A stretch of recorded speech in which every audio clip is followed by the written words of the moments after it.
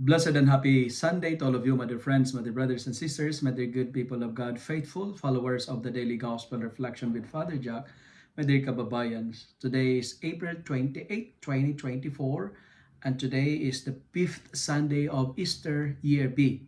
Today's Gospel is from the beautiful and the wonderful account of the Gospel of John, chapter 15, verses 1 to 8. On this 5th Sunday of Easter, the Church reminds us that Jesus is the true vine and we are the branches. My dear friends, my dear brothers and sisters, we are not the vine. Meaning to say, without Jesus, we are nothing. And Jesus in today's gospel used agricultural language to remind us of our relationship with Him. And He said, I am the vine, you are the branches. Meaning to say, there should not be a separation between us and God. That's why, if you notice, the word abide has been mentioned 7 times. It appears 7 times in 8 verses. It is very important when the word is repeated several times, meaning to say, it is very important and crucial. And abide means to continue to connect, to stay with the vine, never to isolate with God no matter what happened. Why do we need to abide? Why do we need to connect? Connect, not just contact. Because when you speak about connection, connection is all about relationship. But contact, it's all about acquaintance. Why do we need to abide? Why do we need to connect? For 2 reasons. Number 1, so that, the gospel says, so that you will bear fruit. Apart from God, we can do nothing. But sometimes in our life nowadays, there are some factors we need to consider that cuts our relationship with God. What are those? It might be our job, our work, our relationships, our philosophy or our beliefs in God, and also our sins. These are factors that cuts our relationship with the Lord. But remember, my dear friends, my dear brothers and sisters, apart from God, we can do nothing. And the gospel is a call to strengthen our relationship with the Lord. My dear friends, strengthen your connection with God, because relationship with Jesus is the most important relationships. No other relationship can substitute. Even your relationship with your father, relationship with your mother, relationship with your family, relationship with your superiors, with your friends, and name it. Relationship with Jesus is the most important relationship. Connection with God is the most powerful connection. The source of all the source is Jesus. That's why, apart from Him, we can do nothing.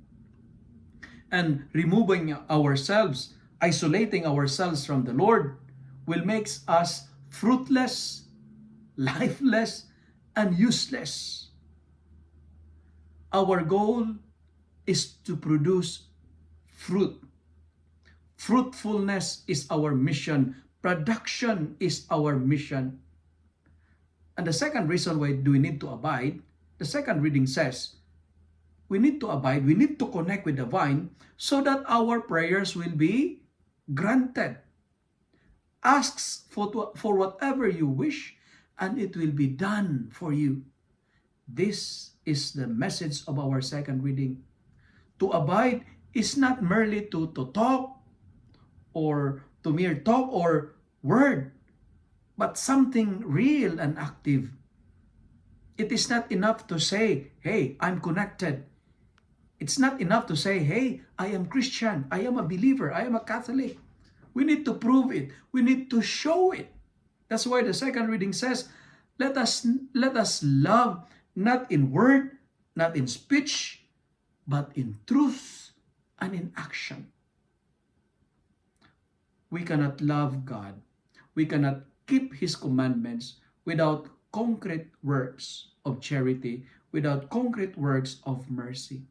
Our fruits will tell us if our connection is true and sincere. Our actions, our performance will be the one to judge the sincerity of our words. Remember, as I keep on telling you, well done is better than well said.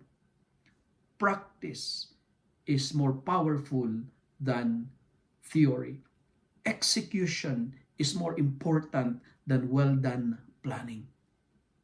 Abide so that our prayers will be granted. And finally, when we fail to follow or when we fail to connect with the Lord, the result is always loss, But if we are faithful to Him, if we are connected to Him, it will give us power. It will give us production. And we are identified by fruitful abiding. My dear friends, do not just abide, do not just connect, but be fruitful also. And the secret of a fruitful life is connecting ourselves to the true vine. And the true vine, His name is Jesus. Today, this 5th Sunday, we are encouraged of these 3 important terms: connections, productions, and actions. Apart from God, we can do nothing. Let me end my reflection with this prayer. Lord, never allow me to be separated from you, because you are the source of all the source. If you love and like this reflection, kindly share it with your friends, share it with your family, make the Word of God viral so that many will be blessed. Amen.